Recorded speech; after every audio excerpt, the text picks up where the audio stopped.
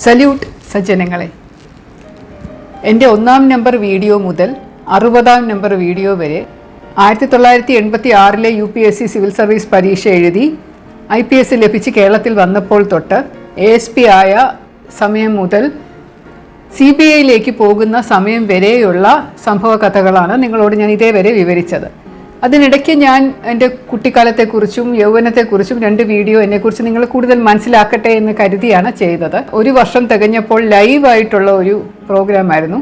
അതിൻ്റെ പശ്ചാത്തലം അത് കണ്ടിട്ടുള്ളവർക്കറിയാം, എനിക്കുണ്ടായ ഒരു തിക്ത അനുഭവമാണ്. ആ സമയം വരെ എനിക്ക് വളരെ കുറവ് സബ്സ്ക്രൈബേഴ്സ് മാത്രമേ ഈ ചാനലിൽ ഉണ്ടായിരുന്നുള്ളൂ. അതേ തുടർന്നുണ്ടായ ചില സംഭവ വികാസങ്ങൾ വന്നപ്പോഴാണ് ചാനൽ സബ്സ്ക്രൈബേഴ്സിൻ്റെ എണ്ണം ക്രമാതീതമായി വർദ്ധിച്ച് ഇപ്പോൾ 56,000-ത്തിനടുത്ത് നിൽക്കുന്നത്. അതിന് നിങ്ങളോടുള്ള അഗൈതവമായ നന്ദിയും കടപ്പാടും രേഖപ്പെടുത്താനും നിങ്ങളുടെ മുന്നിലൊന്ന് നമിക്കാനും വേണ്ടിയിട്ടാണ് വ്യത്യസ്തമായ ഈ ഒരു വീഡിയോ ഞാൻ ഇന്ന് ചെയ്യുന്നത്. കൂടാതെ ചില ചോദ്യങ്ങൾക്ക് ഉത്തരം പറയേണ്ടതായിട്ടുണ്ട്. ആദ്യമൊക്കെ എനിക്ക് എല്ലാ കമൻറ്റുകൾക്കും മറുപടി അയക്കാനായി സമയം ലഭിക്കുമായിരുന്നു. പക്ഷേ ഇപ്പോൾ വീഡിയോ കാണുന്നവരുടെ എണ്ണം കൂടിയപ്പോൾ കമൻറ്റുകളുടെ എണ്ണവും സ്വാഭാവികമായിട്ട് കൂടുന്നുണ്ട്. അതിനെല്ലാത്തിനും മറുപടി അയക്കാൻ പറ്റുന്നില്ല. പലതിനും ഞാൻ ശ്രമിക്കുന്നുണ്ട്, പക്ഷേ എന്നാലും പലർക്കും കൃത്യമായി മറുപടി പറയാനായിട്ട് സാധിക്കുന്നില്ല. ചിലർ അവരുടെ അപ്രീസിയേഷൻ അറിയിക്കുന്നുണ്ട്. അതിനൊക്കെ വളരെ വളരെ നന്ദി. നിങ്ങളുടെ സ്നേഹത്തിനും പിന്തുണയ്ക്കും ഒരുപാട് നന്ദി. പറഞ്ഞാൽ തീരാത്തത്ര നന്ദിയുണ്ട്. ഇതിനേക്കാൾ ഉപരി ഒരു നന്ദി പറയേണ്ടത് മനോരമ ചാനലിനും അഭിമുഖമെടുത്ത എൻ്റെ വളരെ അടുത്ത ഫ്രണ്ടായ ശ്രീ ജോണി ലൂക്കോസിനോടുമാണ്. എൻ്റെ സർവീസ് അനുഭവത്തിലുണ്ടായ ചില സംഭവങ്ങൾ നിങ്ങളുമായിട്ട് പങ്കുവെച്ച് കഴിഞ്ഞാൽ അതേക്കുറിച്ച് ഒരു പൊതുജന അവബോധം സൃഷ്ടിക്കാനാവും. അത് എന്തൊക്കെ കാര്യങ്ങളിൽ നിങ്ങൾക്ക് ഭാവിയിൽ ശ്രദ്ധിക്കാനാകും, സമൂഹം എങ്ങനെ ചില സംഭവങ്ങൾ അറിഞ്ഞു കഴിഞ്ഞാൽ പ്രതികരിക്കണം, എന്താണ് നമുക്ക് കേരളീയ ജനതയ്ക്ക് മലയാളികൾക്ക് ചെയ്യാനാകുന്നത് ഇതൊക്കെ മെച്ചപ്പെടുത്താൻ എന്നുള്ള കുറേ ചിന്തകൾ നിങ്ങളുടെ മനസ്സിൽ ഉയർത്താൻ വേണ്ടിയിട്ട് മാത്രമാണ് ഞാൻ വീഡിയോ ആയിട്ട് ചെയ്യുന്നത്. എഴുതിക്കൂടെ എന്ന് ചോദിക്കുന്നവരുണ്ട്. ചിലപ്പോൾ എഴുതുമായിരിക്കും ഭാവിയിൽ. പക്ഷേ ഇപ്പോൾ ഈ വീഡിയോ ആയിട്ട് ചെയ്യുമ്പോൾ യൂട്യൂബ് എന്ന് പറയുന്ന എല്ലാവരുടെയും കയ്യിലുണ്ടല്ലോ. പ്രായഭേദമന്യേ എല്ലാ ആൾക്കാരുടെയും വിരൽത്തുമ്പിൽ ഇപ്പോൾ ഇൻ്റർനെറ്റും യൂട്യൂബും വാട്സാപ്പും ഒക്കെ അവൈലബിൾ ആണ്. അപ്പോൾ അതിലൂടെ നിങ്ങൾക്ക് പെട്ടെന്ന് ഒരു വിരലമർത്തിയാൽ കാണാൻ പറ്റുന്ന രീതിയിലുള്ള ചെറിയ വീഡിയോസ് നിങ്ങൾക്ക് തന്നു കഴിഞ്ഞാൽ എനിക്ക് നിങ്ങളുടെ മുഖത്ത് നോക്കി സംസാരിക്കാനാകും. നിങ്ങളുടെ കണ്ണിൽ നോക്കി എനിക്ക് പറയാനുള്ള കാര്യങ്ങൾ ആത്മാർത്ഥതയോടുകൂടി പറയാൻ സാധിക്കും. എനിക്ക് എൻ്റെ ജീവിതത്തിൽ ഉണ്ടായിട്ടുള്ള അനുഭവങ്ങൾ മാത്രം വിവരിക്കാനേ നിർവാഹമുള്ളൂ. നിങ്ങൾ പലപ്പോഴും എന്നോട് മറ്റു പല കാര്യങ്ങളെക്കുറിച്ച് ചോദിക്കുന്നുണ്ട്. പൊതുവായ കാര്യങ്ങളെക്കുറിച്ചും ഇപ്പോൾ നടക്കുന്ന സംഭവങ്ങളെക്കുറിച്ചും ഒക്കെ ചോദിക്കുന്നുണ്ട്. അതിനെക്കുറിച്ച് തൽക്കാലം ഞാനൊന്നും പറയുന്നില്ല. അപ്പോൾ അത് പറയാനായിട്ട് വേറെ ഒരുപാട് ആൾക്കാരുണ്ടല്ലോ, വിദഗ്ധരായിട്ടുള്ള ആൾക്കാർ. അവരവരുടെ അഭിപ്രായങ്ങൾ സർക്കാസമായിട്ടും പരിഹാസ രൂപേണയും വിമർശന രൂപേണയും ഒക്കെ നിങ്ങളുടെ മുന്നിൽ അവതരിപ്പിക്കുന്ന ഒരുപാട് ആൾക്കാരുണ്ടല്ലോ. അതിൻ്റെ കൂട്ടത്തിൽ പെടാൻ ആഗ്രഹിക്കാതെ ശരിക്കും റിയൽ ലൈഫ് ജീവിതത്തിൽ എന്തൊക്കെയാണ് നടക്കുന്നത് എന്ന് മാത്രം പറയാനാണ് ഞാൻ ഈ യൂട്യൂബ് ചാനൽ തന്നെ തുടങ്ങിയത്. എല്ലാ കമൻറ്റുകളും ഞാൻ വായിക്കുന്നുണ്ട്. എല്ലാവർക്കും മറുപടി അയക്കാൻ സാധിക്കുന്നില്ലെങ്കിലും നിങ്ങളുടെ എല്ലാ കമൻറ്റുകൾക്കും പിന്തുണയ്ക്കും വീണ്ടും നന്ദി അറിയിക്കുന്നു. ചെറിയ ചില കാര്യങ്ങൾ മാത്രം നിങ്ങളുമായി പങ്കുവയ്ക്കാൻ ആഗ്രഹിക്കുന്നുണ്ട്. നിങ്ങളിൽ പലരും എന്നോട് മറ്റ് ഉദ്യോഗസ്ഥർ അന്വേഷിച്ചിട്ടുള്ള കേസുകളെക്കുറിച്ച് പറയാമോ എന്ന് ചോദിക്കുന്നുണ്ട്.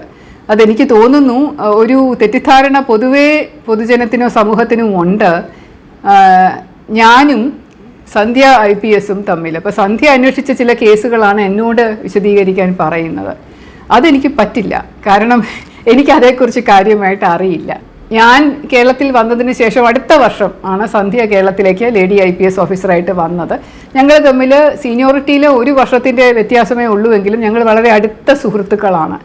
സന്ധ്യയ്ക്ക് എന്നെക്കാളും 2.5 വയസ്സിന് പ്രായം കുറവാണെങ്കിലും ഞാൻ എന്നെ പേര് വിളിച്ചോ എന്ന് തന്നെ പറഞ്ഞിട്ടുണ്ട്. എന്നെ മാഡം എന്നൊന്നും വിളിക്കേണ്ട, സല്യൂട്ട് ചെയ്യേണ്ട.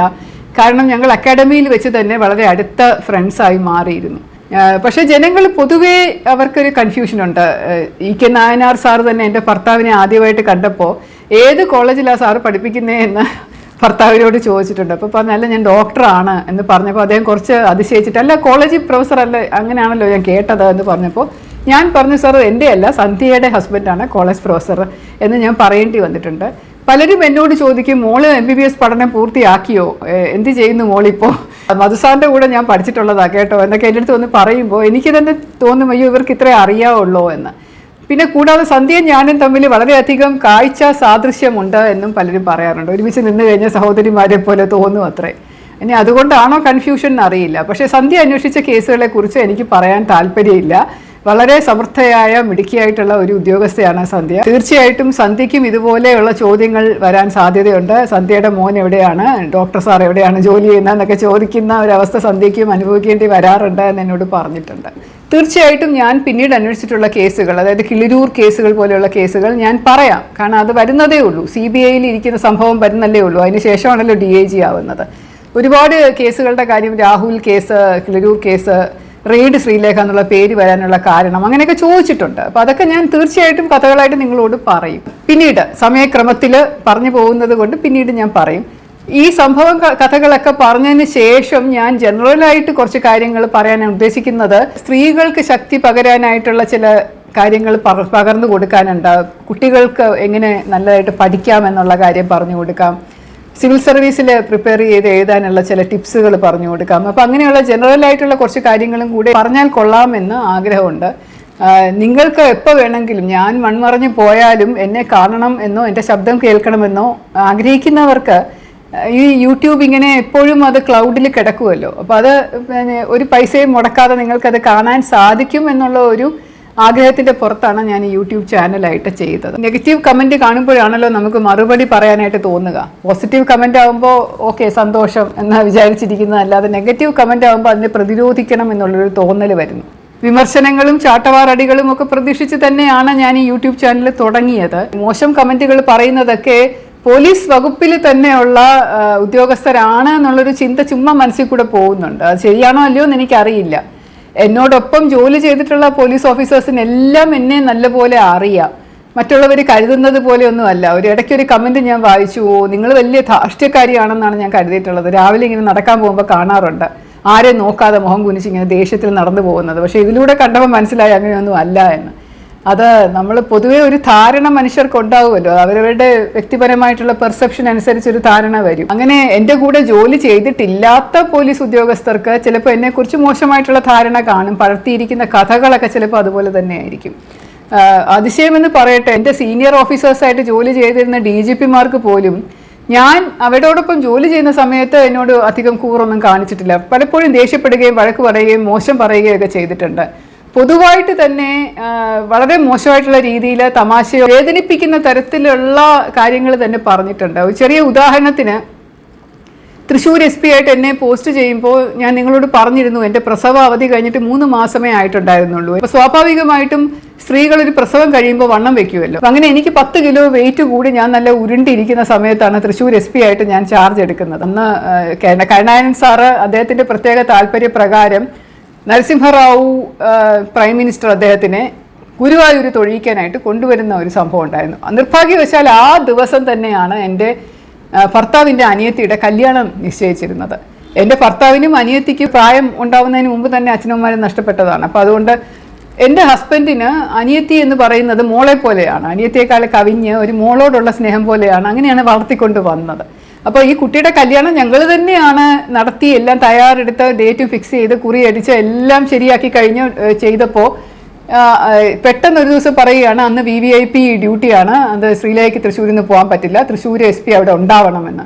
അപ്പോൾ ഭർത്താവ് പറഞ്ഞു, അയ്യോ അത് പറ്റത്തില്ല, എൻ്റെ അനിയത്തിയുടെ കല്യാണത്തിന് ചേട്ടത്തിയമ്മയാണ് ഈ വിളക്ക് പിടിക്കേണ്ടത്, അപ്പോൾ അതുകൊണ്ട് അത് ഇല്ലെങ്കിൽ അത് ശരിയാവില്ലല്ലോ, അപ്പോൾ എന്തായാലും വന്നേ പറ്റുള്ളൂ എന്ന് പറഞ്ഞു. അപ്പോൾ ഞാൻ പോയി DGPയോട് കണ്ടപ്പോൾ DGP സമ്മതിച്ചില്ല.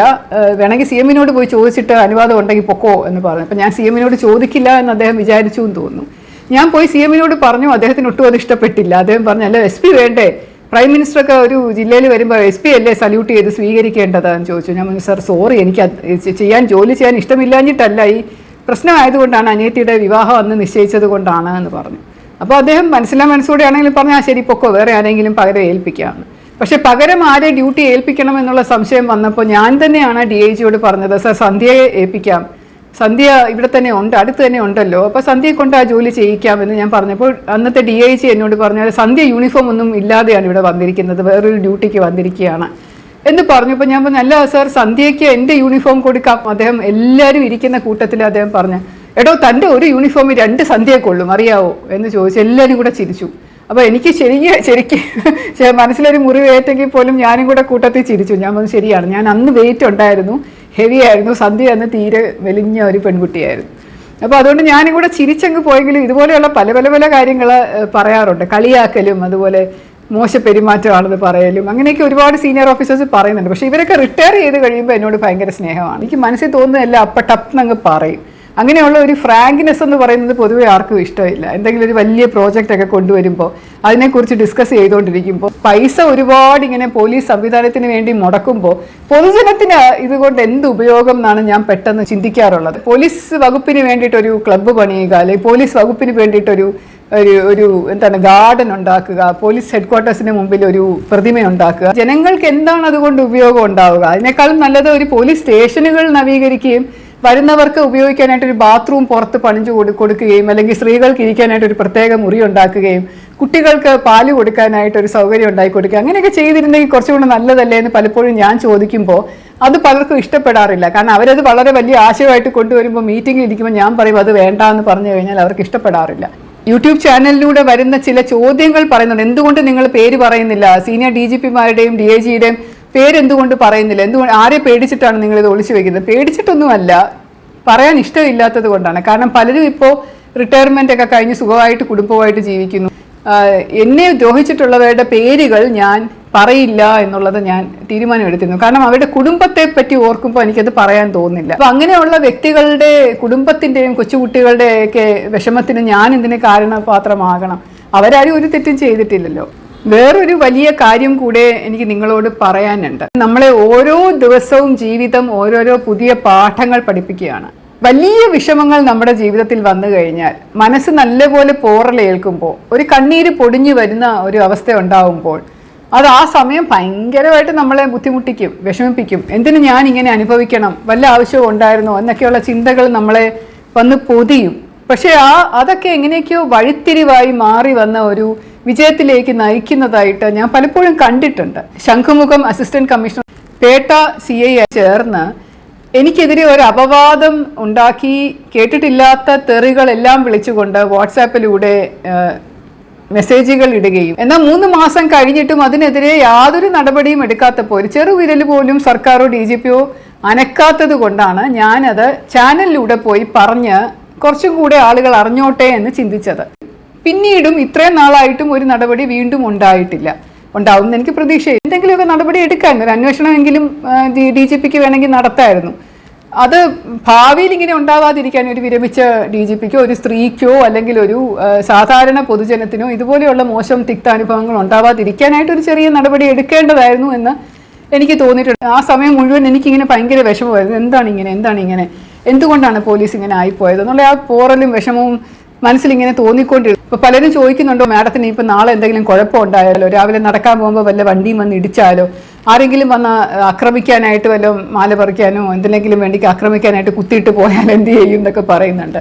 അങ്ങനെയൊന്നും പോലീസ് ഓഫീസേഴ്സ് ഒന്നും ചെയ്യില്ല. അത്ര മോശമൊന്നുമല്ല ഡിപ്പാർട്ട്മെൻറ്റിലെ ഓഫീസേഴ്സ്. വലിയ വിഷമം നമ്മുടെ ജീവിതത്തിൽ വന്ന് കഴിയുമ്പോൾ ആ വിഷമങ്ങൾ നമ്മുടെ മനസ്സിനെ ഒരുപാട് അലട്ടാൻ സമ്മതിക്കാതെ അതൊരു നല്ല വഴിത്തിരിവാണ്, ഒരു നന്മയിലേക്കുള്ള ഒരു പാത തുറന്നു തരികയാണ് എന്നുള്ള ഒരു ചിന്തയോടുകൂടി കുറച്ച് സമയം കഴിയുമ്പോൾ നമുക്ക് മനസ്സിലാവും അത് തീർച്ചയായിട്ടും നല്ലതിന് വേണ്ടി തന്നെ സംഭവിക്കുന്നതാണ്. അല്ലെങ്കിൽ ഈ 2000-ൽ ഒക്കെ നിന്നിരുന്ന എൻ്റെ സബ്സ്ക്രൈബേഴ്സിൻ്റെ എണ്ണം ഇത്രയും കുതിച്ചുയരാനുള്ള ഒരു കാരണമായത് തന്നെ ഈ 2 ഓഫീസേഴ്സും കാരണമാണ്. അപ്പോൾ അതുകൊണ്ട് ആ വിഷമം എന്ന് പറയുന്നത് നല്ലതിന് വേണ്ടി ആയിരുന്നു എന്നുള്ള ചിന്ത എനിക്കുണ്ട്.